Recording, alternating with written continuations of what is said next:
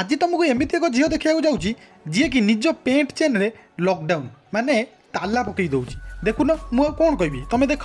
14 फरवरी को लॉकडाउन चाहिए। सला एठी कोठी लॉकडाउन हुए बे जोठी ये ताला पकई अरे माग्या लॉकडाउन सेठी हुए जोठी कोरोना हुए मते लागुची ये ताला को कोरोना होईची नहले ताला पछरे थिबा जो जिंसटा अछि ना ताको कोरोना होईची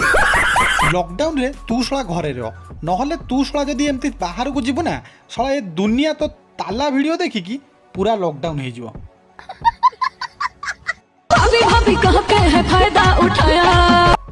तमे हाथर साइज देखुन एते बड़ फायदा किए उठेला बे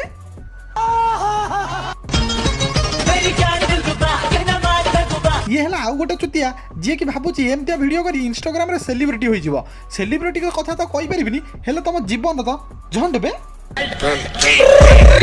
भाई माने जति वीडियो भल लागुची वीडियो को गोटे लाइक आ चैनल को सब्सक्राइब कर दियो देखा बे पुणी आ गोटे नुवा वीडियो रे।